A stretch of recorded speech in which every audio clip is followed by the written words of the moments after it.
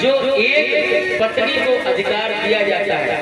ऐसा नहीं हुआ कि भगवान ने जो है केवल रुक्मिणी माता के साथ में समय बिताया, सबको अलग अलग अपने ही रूपों में भगवान ने सबके साथ में जो है विवाह करके भगवान ने सभी रानियों को आनंदित किया। परम भक्त भगवान अपने भक्तों के लिए सारी सीमाएं लांघ जाते हैं। ऐसे ही एक सुंदर घटना है, भगवान के एक भक्त हुए हैं जिनका नाम हुआ है प्रयागदास। प्रयागदास जी बड़े भगवान के परम भक्त हुए हैं। और ये प्रयागदास जी, थोड़ा ध्यान से सुनिए, हरे कृष्ण। ये कथा है भक्तमाल की, बड़ी सुंदर कथा है। ये प्रयागराज जो थे मिथिला के रहने वाले, और ये अकेले थे। जब ये पैदा हुए तो इनके पिता का स्वर्गवास हो गया। सारी जो है जो भी धन संपदा थी इनके पैदा होते ही इनका सब स्वाहा हो गया। तो बड़ी विचित्र सी बात है, वहाँ के लोग बोलने लगे कि अरे जब से ये पैदा हुआ है इसने अपने बाप को खा लिया, और यहाँ तक कि ये अपने सभी संबंधियों से भी विच्छेद कर चुका है। और ये बड़ा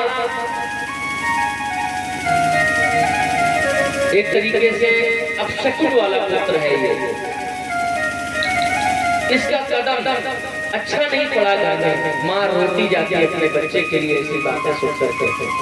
लेकिन वो हमेशा एक ही बात कहती कि पुत्र तुम बिल्कुल परेशान मत हो, एक दिन भगवान तुमको स्वीकार करेंगे। तो थोड़ा करके धीरे धीरे जब प्रयागदास जी बड़े होने लगे, खूब ताने मिलते, जब खूब सारे ताने मिलने लगे तो एक दिन ऐसे रक्षाबंधन का पर्व आया। रक्षाबंधन के पर्व में सभी जो बहनें हैं एक दूसरे अपने भाई के राखी बांध रही होती हैं। तो उस राखी के अवसर पर जो कि प्रयागराज जी का गांव में किसी भी प्रकार से कोई समर्थन नहीं करता था, सब उसको जो है एक पनौती के रूप में समझते थे। तो ऐसे में उन पे टॉन्ट मारते थे और कहते कि ये देखो दुष्ट, इसके कोई राखी नहीं बांधेगा। रो करके अपनी माता के पास आए हैं प्रयागराज जी और कह रहे हैं कि भैया देखो सारे गांव वाले मुझे पसंद नहीं करते, मेरी कोई बहन नहीं है, मैं किससे राखी बंधवाऊं। तो उनकी माँ के भाव में आज पता नहीं क्या आया। माँ ने कहा अरे ये तो सब छोटे प्राणी हैं, तेरी बहन तो महलों की रानी है, और पता है तेरे जीजा जो हैं वो इतने बड़े साम्राज्य के अधिपति हैं कि जहाँ नौकर चाकर के भी नौकर चाकर मणियों की मालाएं गले में पहन के घूम रहे हैं। ऐसा तेरा जीजा जी का तख्त दरबार है, तेरी बहन इतने हाथियों के ऊपर चलती है, सारे हाथी और हाथी के बच्चे जितने भी वहाँ पे द्वारपाल हैं उनके भी सेवक जो हैं वो भी मणियों की माला पहनते हैं। अच्छा कौन है? और कौन? कोई नहीं, वही जानकी मैया, वही जानकी तुम्हारी बहन है। अब क्योंकि मिथिला में है तो भाई बहन, अच्छा तो भैया है कहाँ ये आप जब जाओगे कभी, ये अयोध्या में रहते हैं। अच्छा तो ठीक है मैं अयोध्या जा रहा हूँ। अरे अभी नहीं, अभी यहीं रहो, जब जाना तो उनसे मिल के आना, वो तुम्हारी बहन है, वो तुम्हारे जरूर राखी बांधेंगी। तो भैया उनके मन में, प्रयागराज जी के मन में ये बात बैठ गई।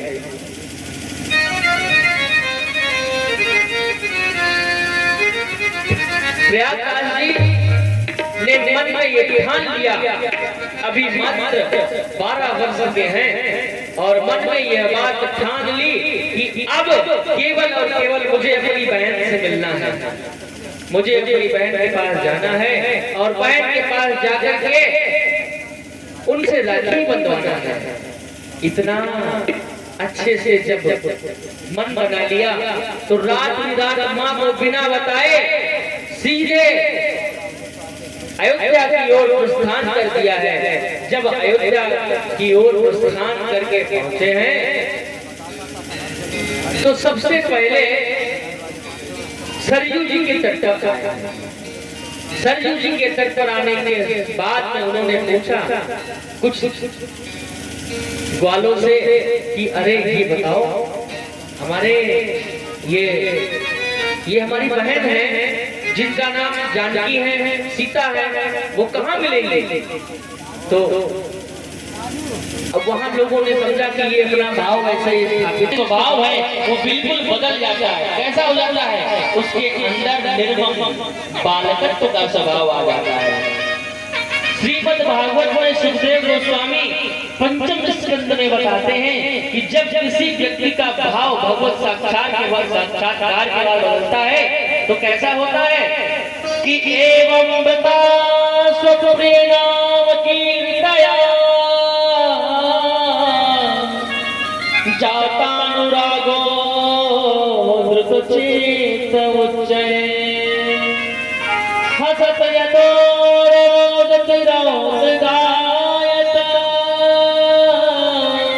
उन्माद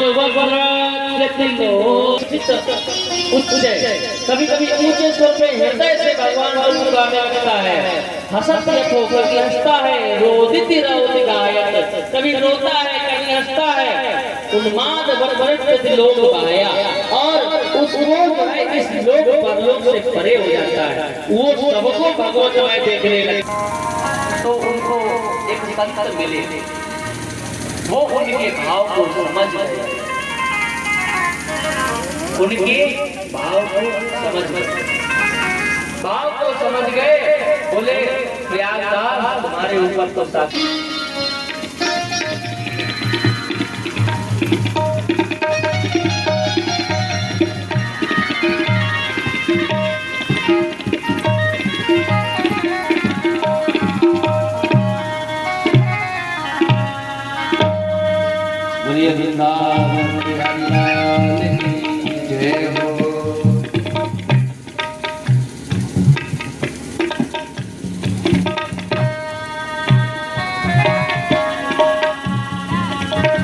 तो बड़ा मार्मिक प्रसंग है। आदत से हो गई राधे राधे राधे चाहत से हो गई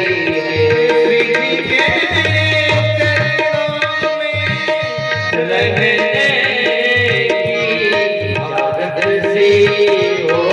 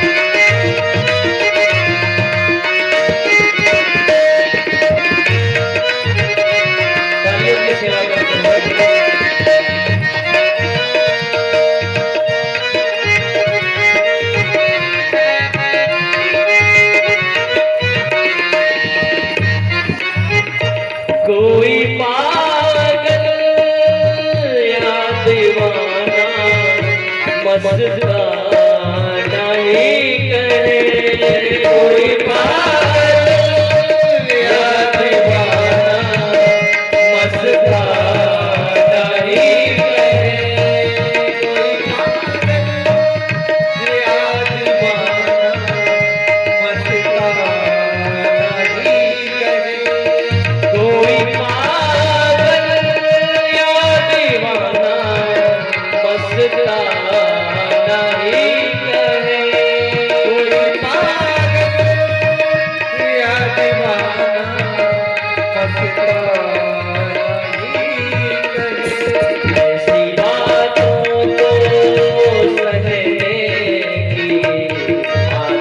सी हो गई है।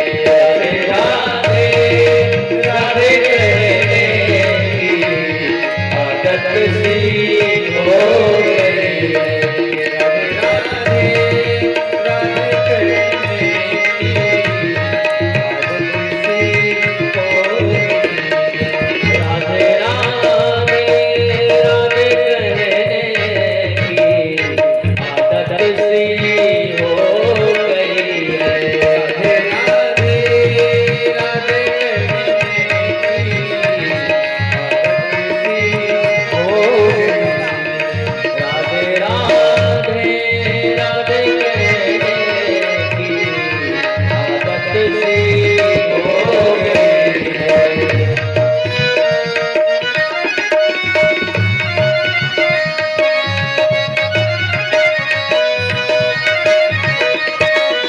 डुबा दो या बना दो, कोई गम भी तो नहीं। अब चाहे डुबा दो या बना दो, कोई गम भी तो नहीं। भगवान शिव के द्वारा इन भगवान श्री कृष्ण पर विजय प्राप्त कर लेंगे, लेकिन ऐसा नहीं हुआ। भगवान का आमना सामना जब होता है युद्ध में बाणासुर के साथ में, तो देखते क्या है, कार्तिक गणेश और सब के सब विराजमान हैं भगवान उस बाणासुर की सहायता के लिए। भगवान का युद्ध प्रारंभ हुआ, भगवान शिव सामने खड़े हैं। भगवान शिव ने एक शीत बाण चलाया है, जिसके जवाब में भगवान ने ज्वर बाण चलाया है और भगवान जब उसको मृत्यु प्रदान करने वाले थे, ऐसी अवस्था में स्वयं भगवान शिव प्रकट होकर के उसको बचाते हैं और समझाते हैं कि बाणासुर, तुम जिससे युद्ध कर रहे हो देख लो वो कौन है। तो बताते हैं भगवान जो श्री कृष्ण है, देखते ही देखते भगवान शिव में परिणत हो गए, वो स्वयं शिव स्वरूप हो गए। भगवान शिव ने कहा, अब भगवान जो कृष्ण है जो शिव बन गए, तो वही भगवान कृष्ण अब कह रहे हैं कि जिनकी तुम पूजा करते हो उन्हें देख लो। तो देखते ही देखते भगवान शिव श्री कृष्ण के रूप में परिणत हो गए। अब बताओ तुमको किससे युद्ध करना है। अब उनका अहंकार जाता है। जब बाणासुर समझ गया कि हरि और हर इनमें कोई भेद नहीं, ये एक दूसरे के पूरक हैं, तो भगवान के चरणों में ओत क्रोध होकर के दंडवत करने लगा, प्रणाम करने लगा। भगवान ने अभयदान दिया है। भगवान ने कहा, मैं तुम्हारे घमंड को तोड़ना चाहता था। इस प्रकार भगवान ने उषा का विवाह युद्ध से संपन्न करवाया। आगे व्यक्ति प्रदान करते हैं जाती है और वो गाय दान में चली जाती है। इसीलिए इनको श्राप मिला, तुम गिरगिट की तरह रंग बदलते हो तो तुम गिरगिट हो जाओ। इस प्रकार आगे भगवान बलराम की ब्रज यात्रा का वर्णन किया गया। उसके बाद में भगवान पांडुरंग नामक एक जो अपने आप को स्वयं वासुदेव नारायण कहता था, उसका उद्धार करते हैं। सुखदेव जी बलराम के द्वारा द्विज वानर को जो मारा गया था उसकी कथा का श्रवण परीक्षित जी को करवाते हैं और ये द्विज वानर जो है नरकासुर का सर करते हुए परीक्षित जी को हृदयांगत करते हुए उन्होंने ग्रह लीला का भी दर्शन कराया है। भगवान भीम के द्वारा मगध जाकर के जरासंध का वध करवाते हैं। भगवान को राजसूय यज्ञ में अधिकारी भी बनाया गया। राजसूय यज्ञ के प्रारंभ में भगवान ने शिशुपाल का वध किया। पांडवों के द्वारा युधिष्ठिर जी जो है वो सारी धरती के एक क्षत्रिय सम्राट बन गए। ये सब भगवान की कृपा थी। कौरवों से यह सहन नहीं हुआ तो भगवान ने महाभारत का युद्ध करवाया, जिसमें संपूर्ण जो मानव रूपी राक्षस थे, जो राजा थे, सभी ने भाग लिया कौरवों के पक्ष से और वो सब के सब मारे गए। भगवान की इच्छा से अधर्म पर धर्म की विजय हुई। आगे से बलराम जी की तीर्थ यात्रा का वर्णन किया गया है सुखदेव गोस्वामी के द्वारा। अब महाभारत के बाद में भगवान ने शाल, विदुर, रोमहर्षण व दंतवक्र इन सभी राक्षसों का वध किया। उनका वध करके देखिए कई जगह क्या होता है, सुदामा दरिद्रता भी कई प्रकार की होती है। एक वो दरिद्र होता है जो स्वाभिमानी अमीर होता है, एक वो दरिद्र होता है जो वास्तव में दरिद्र होता है। अब यहाँ पर जो श्लोक ये बता रहा है इसके अनुसार सुदामा तो विश्व विजयी है। कृष्णस्या सीत सखा कश्चित्, पहले तो ये भगवान श्री कृष्ण का सखा और ब्राह्मणों ब्रह्मवित्तमा। ब्रह्मवित्तमा का मतलब इसको समस्त ब्रह्म विद्याओं का ज्ञान है, प्रकांड विद्वान है, समस्त वेदों का ज्ञान है। और जिसको समस्त वेदों का ज्ञान हो वो कैसे निर्धन हो सकता है, लेकिन निर्धनता में विचरण करता है।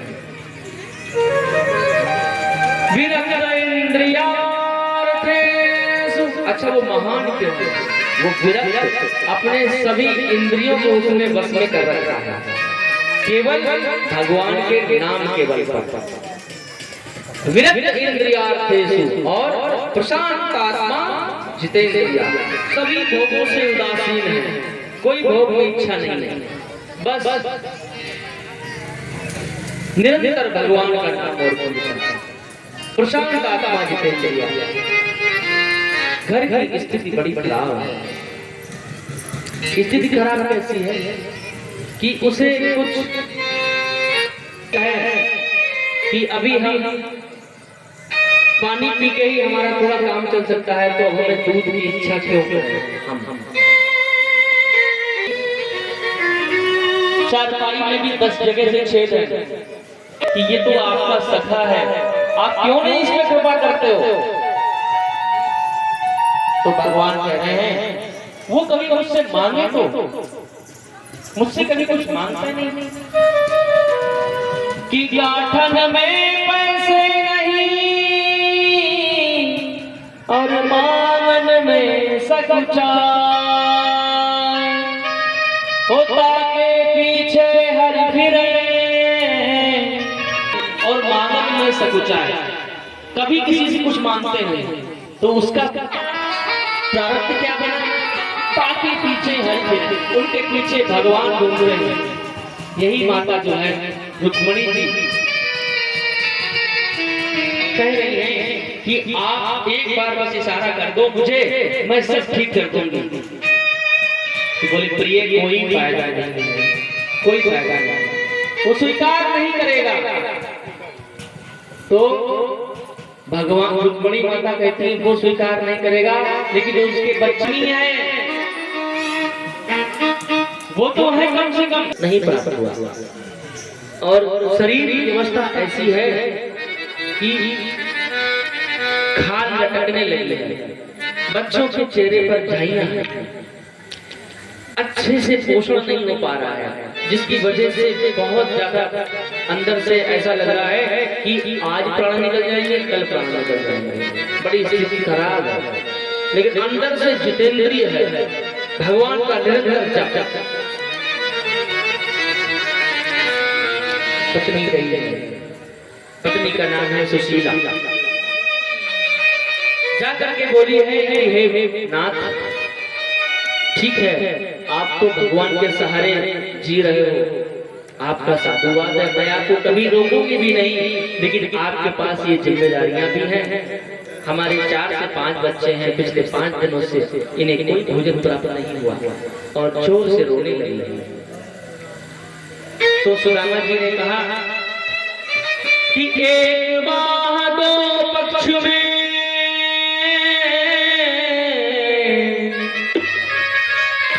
दो ही एकादशी हो,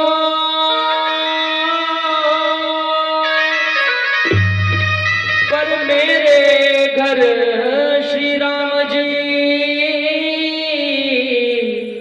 प्रतिदिन एकादशी हो। भाव कह रहे हैं कि प्रिय ये समझो कि हम प्रतिदिन एकादशी का व्रत कर रहे हैं, इसका फल प्राप्त हो जाएगा। तब उनसे रहा नहीं गया, कह रहे हैं कि ननु ब्रह्मन् भगवता ब्रह्मणस्य शरणस्य भगव। जल्दी से हमारी तैयारी करो, आपने अच्छा उपाय हमको दिया है, अब हम अपने मित्र से मिलने अवश्य जाएंगे।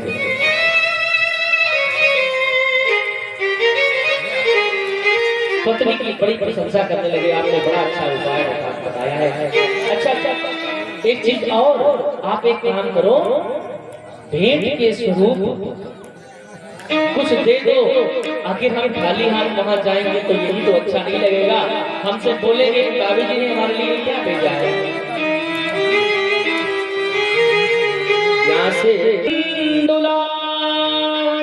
या मुट्ठी 4 मुट्ठी चावल मांग लाई है और उसको बांधा है। तो बांधते बांधते जो धोती फट रही है, जैसे गांठ लगा रही है धोती फट रही है, तो अपनी एक अलमारी में रखी हुई धोती लाती है, उसको उसका कोना फाड़ करके उसमें बांध देती है और कहती है जाओ। अब सुदामा उन चावलों को लेकर के सीधे रवाना हो गए हैं, कहाँ? द्वारिका की ओर। रास्ते में जा रहे हैं, भगवान का ध्यान कर रहे हैं। अपने बच्चों से और अपनी पत्नी से कहा, निरंतर भगवान नाम का जप करिएगा, भगवान का निरंतर स्मरण करो, जप करो, जिससे तुम्हारा कल्याण हो सके और हम जल्द ही उनके दर्शन करके चलेंगे। हो